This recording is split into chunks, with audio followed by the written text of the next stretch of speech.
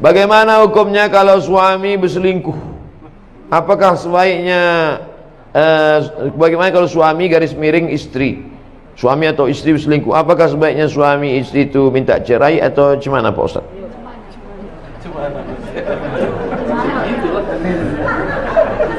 Jadi saya khutbah Jumat. Selesai saya khutbah Jumat, datanglah bapak-bapak menangis. Ada apa Pak? Saya tenangkan dulu. Setelah tenang, apa masalahnya? Istri saya berselingkuh sama kepala dinas. Gara-gara sering pergi keluar kota. Kalau kutanya, kata dia udah macam ayahku udah. Bapak itu pun katanya udah macam anakku. Berawal, tua kali udah. Berawal dari macam, berakhir dengan macam-macam. Nah itulah, ini pelajaran jangan sampai menganggap udah macam ayahku, udah macam abangku, udah macam adikku ya.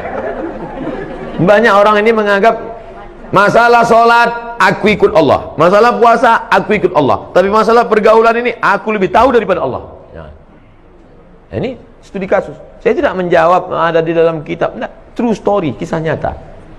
Pak Ustadz ini udah berselingkuh 2 tahun, terus gimana? Dia sudah tobat. Saya katakan, kalau hitam katakan hitam, kalau putih katakan putih, kalau padi katakan padi, jangan sampai tertampi-tampi. Kalau jadi katakan jadi, jangan sampai tenanti-nanti. Kenapa ke situ pula begini? Kalau kau sanggup terima dia, terima. Tapi kalau tak sanggup, lepaskan baik-baik. Istikharah dulu, kasih waktu sebulan, 2 bulan, 3 bulan. Gimana sanggup? Insya Allah sanggup Pak Ustaz. Serius sanggup? Sanggup Pak Ustaz. Oke lah, jagalah. Sebulan sesudah itu datang lagi, tak sanggup saya Pak Ustaz. Asal saya dekat, terbayang saya wajah selingkuhan, membara rasanya dalam. Tapi kemarin kau bilang sanggup. Pelintat-pelintut ini. Tak betul, cakapnya tak bisa dipegang. Binatang itu yang dipegang talinya. Kalau orang yang dipegang cakapnya. Kalau orang tak bisa dipegang cakapnya, ikatnya pakai tali. Disitulah baru saya tahu bahwa tidak ada laki-laki yang bisa menerima woman use it yang sudah dipakai orang lain. Terbayangnya muka laki-laki, tak bisa dia terima. Oleh sebab itu ujung-ujungnya dilepaskannya juga. Maka jangan pernah terjerumus dalam jaga diri baik-baik, karena tak ada laki-laki yang bisa. Kalau ada laki-laki yang bisa menerima, mungkin ada, tapi saya belum jumpa lagi. Mungkin ada yang bisa. Kau terima dia? Saya terima Pak Ustaz. Kenapa kau terima? Karena saya lebih banyak pula dari itu lagi. Bisa jadi. Nah, oleh sebab itu. Nah, oke lah, kita husnuzan, mudah-mudahan bisa diterima. Amin. Tapi kalau bisa kau terima, jangan kau ungkit-ungkit, jangan kau ungkap-ungkap, tutup. Mestinya kau tak perlu buka buku diariku, hanya akan menambah lukamu. Lagu Krisdayanti. Nanti kalau mau upload tolong tutup itu. Oleh sebab itu maka kalau terima dengan baik. Tapi kalau tak terima, lepaskan dengan baik, sampaikan ke hakim. Hakim akan menjatuhkan talak. Hakim akan menjatuhkan talak. Tak bisa talak di rumah, hakim nanti akan menjatuhkan. Laki-laki menjatuhkan, tapi resminya menurut hukum, maka hakim. Oleh sebab itu maka mudah-mudahan kita terselamatkan dari perbuatan-perbuatan macam ini. Amin ya rabbal alamin. Ada pertanyaan? Kalau ada pertanyaan, silakan. Bapak.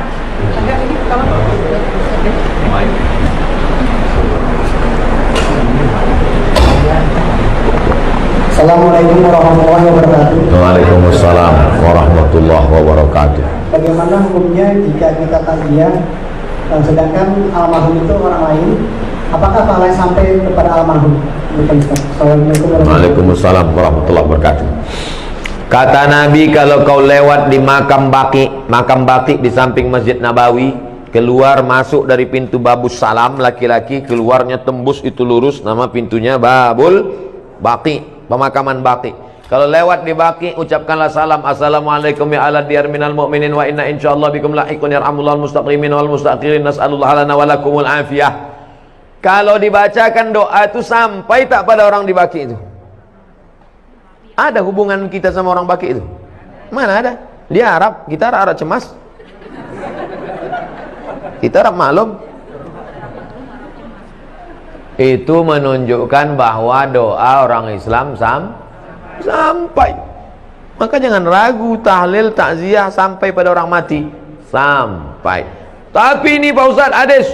Iza matal insan, kalau manusia mati, inqata'a amalnya putus. Kecuali 3. Waladun salihun, ilmun yuntafa'u bih, shadaqatun jariyah. Ini orang tak paham hadis. Abdul Somad kalau mati, amal Abdul Somad ini putus. Bukan amal bapak ibu putus ke saya. Amal bapak ke saya putus apa tidak? Tidak. Kalau putus amal bapak, macam mana ada sholat jenazah? Sholat jenazah itu amal saya apa amal bapak? Amal kami. Amal ibu bapak. Saya udah mati dah. Tapi amal saya dulu ada 3 yang tetap mengalir. Yang pertama, Abdul Somad ceramah-ceramah diamalkan oleh jamaah, mengalir. Yang kedua, rupanya Abdul Somad peletakan batu pertama, mengalir walaupun sebiji batu. Apalagi yang satu saksmen. Yang ketiga, anak Abdul Somad, Mizian Hazik Abdillah, berdoa dia di tengah malam, mengalir. Bukan maknanya amal orang lain tak mengalir. Amal saya putus kecuali 3, tapi amal orang tetap mengalir. Jadi jangan ragu tentang ini. Apa saja yang mengalir itu Pak Ustaz? Bacaan Quran mengalir. Mana dalilnya? Abdullah bin Umar, anak Umar bin Khattab berpesan, nanti kalau aku mati meninggal dunia, bacakan pada bagian kepalaku Al-Fatihah, bacakan pada bagian ujung kakiku ujung Al-Baqarah. Riwayat lain, bacakan pada bagian kepalaku awal Al-Baqarah sampai wa ulaika humul muflihun, pada bagian kakiku bacakan lillahi ma fis samawati sampai habis. Itu menunjukkan amal orang hidup baca Quran sampai, doa sampai, sedekah sampai, haji sampai, kurban sampai. Apa sedekah yang paling afdal ya Rasulullah? Saqil ma, kasih air minum. Buatkan sumur bor untuk almarhum. Tempat kita jangan kasih air lagi, atas air, bawah air, banjir. Apa yang perlu dia? Kasih. Di pondok pesantren ini apa yang perlu? Perlu kalian air? Tidak apa, banyak udah air. Apa yang perlu? WC, ya kasih WC. Kemarin di Palembang, bantuan dari alumni 52 unit WC. Oh, bagus. Apa yang paling diperlukan orang? WC ini sangat diperlukan di pesantren. Berapa anak-anak yang kebelet tertolong. Man yassara an mu'sirin yassarallahu anhu yaumil qiyamah. Siapa yang memudahkan urusan orang, dimudahkan pula urusan dia. Itulah urusan yang paling tersulit di dunia. Dilepaskannya urusan orang. Bagus sekali. Bapak-bapak yang ketawa berarti pernah mengalami.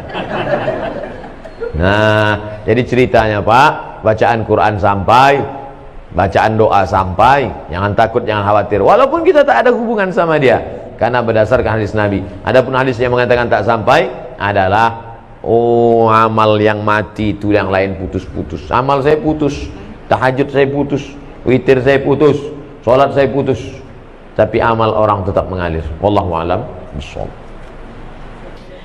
Boleh tak sholat tahajud 10 menit sebelum azan subuh? Waktu tahajud dari sejak Isya sampai azan subuh. Jakarta subuhnya sekarang jam berapa? 4:06. Jam 4 sholat tahajud sah. Tapi jangan tiap malam. Boleh sekali. Jam 4 udah berbunyi, udah suara mengaji di masjid, boleh. Yang penting belum masuk waktu subuh. Saya tidak mengatakan azan. Saya tidak mengatakan azan. Belum masuk waktu subuh. Karena banyak juga sekarang muazin azannya sudah masuk beberapa saat, dia pun ketiduran juga. Boleh tak witir 1 rakaat Pak Ustaz? Sesikit-sikit witir 1 rakaat. 3, 5, 7, 9, 11. Habis. 11 paling banyak. Jadi kalau ada orang sholat witir 1 rakaat sah. Tapi masa iya mau masuk surga 1 rakaat? Pas tengok malaikat, berapa witir kau? 1, mak, sikit kali kata malaikat. Pede kali kau masuk ke sini 1. Imam Ahmad bin Ambal, Imam Hambali, salat dari Isya sampai subuh. Nabi, wala saufa yu'tika rabbuka fatardo, apapun yang kau mau ku kasih Muhammad, sampai bengkak kakinya. 1 rakaat mau masuk surga. Kau masuk surga? Ya Allah, di kaki 5-nya pun tak apa-apa lah. Mudah-mudahan kita masuk surga Jannatul Firdaus. Idza sa'altumullah, kalau kau minta kepada Allah, fas'aluhul firdaus, mintalah surga Jannatul Firdaus.